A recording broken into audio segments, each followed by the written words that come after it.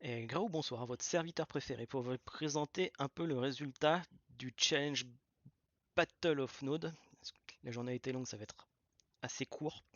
Euh, donc il y avait le track record Guild Wars qui consistait globalement à tenter de saturer autant que possible le réseau de Multiversix, donc une blockchain L1, et donc de soumettre à la blockchain autant de transactions que possible. Donc il y a eu plusieurs guildes qui se sont présentés et qui ont exécuté leur script. Je vais vous montrer un peu ce que j'ai fait en rapide, histoire d'avoir un petit aperçu de comment ça fonctionne. Je ne m'étalerai pas trop là-dessus ce soir. J'ai passé 6 heures dans un live sur Discord à expliquer tout ça étape par étape. Donc, ici, nous avions le wallet de la guilde. Donc, ce wallet contient en fait des fonds et il est chargé pour dispatcher un peu la charge, d'envoyer des fonds à 500 wallets maximum, qui eux seront chargés globalement de transmettre des transactions à l'ensemble des 500 wallets. On fait un petit circuit fermé pour faire tourner les fonds autant que possible.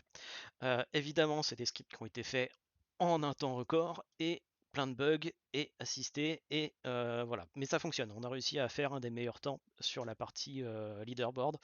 On a fait, je crois, 4 millions 6 de transactions en 30 minutes lors de la deuxième fenêtre.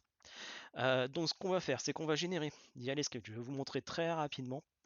On va générer les 498 wallets parce qu'on va en faire 3 par shard. Donc pour ça, on a un script qui sera dispo sur le dépôt GitHub pour les curieux, qu'on va exécuter et qui va générer dans le dossier demo wallet les, les wallets nécessaires, évidemment, sans le slash. Sinon, ça ne marche pas. Voilà. Donc ça génère dans le dossier demo wallet, pour chaque shard, on a 166 fichiers clés, donc les clés privées, à ne surtout pas perdre, partager quand on fait des transactions avec du vrai argent. Là, c'est du test, on ne garde rien de tout ça. Étape numéro 2, donc comme c'est de la blockchain, il faut qu'on paye les frais de transaction. Donc ce qu'on doit faire, c'est charger nos différents wallets avec un minimum de gaz de manière à pouvoir payer les transactions. Alors ce script, je sais qu'il a un bug. Au-delà d'un certain, il n'est pas optimisé, on fait trop de transactions en même temps, donc il finit par m'envoyer des erreurs. Voilà, on les a. Donc ce qu'on va faire, on a un script un peu plus récent qui permet de check le niveau des différentes balances. Donc on a cette capacité de vérifier que tous les wallets générés ont la balance nécessaire à l'exécution des scripts. Donc là on voit qu'il y a des en dry run, donc c'est en exécutable, on ne pratique pas l'exécution. On voit qu'en dry run il y a pas mal de wallets qui n'ont pas de fonds en e-gold, même un paquet, parce que c'est voilà, ils sont au milieu. Il y en a beaucoup, je vais vite, mais il y a une partie des wallets qui l'ont fait. Donc l'avantage du chain balance, quand on le fait en non-dry run, on peut compléter aussi les wallets qui manquent. Il va falloir que je l'exécute 2-3 fois parce que pareil, il n'est pas optimisé. Je n'ai pas pu me concentrer sur cette partie-là pour des raisons de temps. Je recommence. Une fois que ce sera fait, on s'occupera un peu de l'exécution du spam de transaction. Voilà. Encore une fois, visiblement.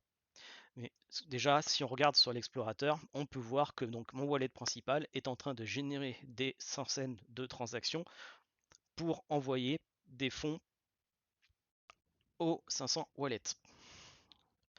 Je pense que ça devrait être bon. Peut-être que j'ai envoyé plusieurs fois parce que j'ai. Non, c'est bon.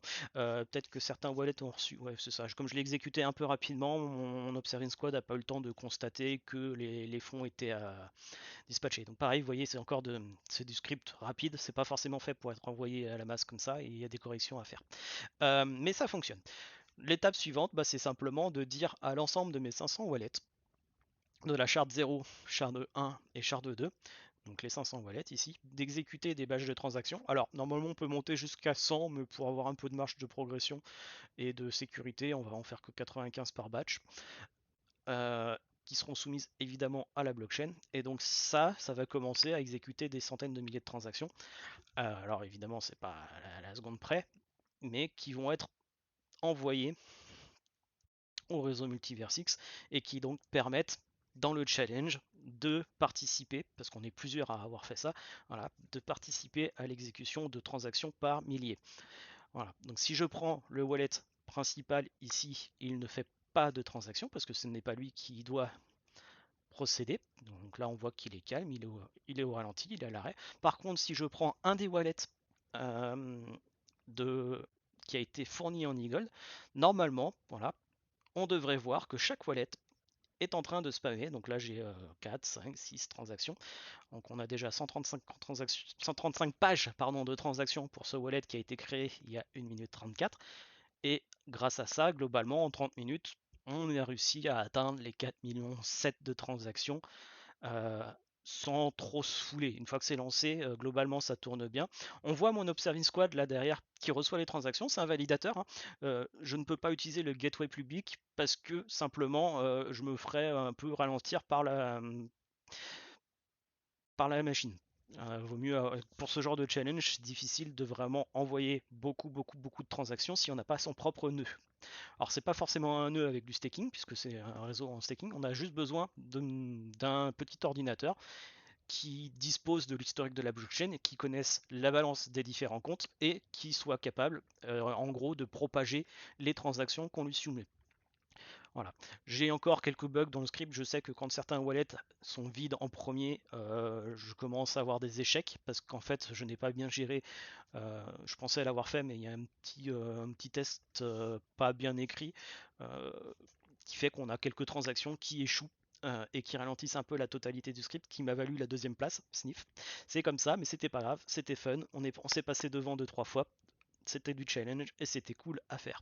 On remet ça en gros demain avec voilà, j'ai épuisé le solde de certains wallets, donc ils continuent avec ceux qui ont encore un peu de solde, mais voilà. Donc demain on remet ça avec la mise à jour de Supernova. On va passer sur une blockchain qui tourne actuellement à 6 secondes.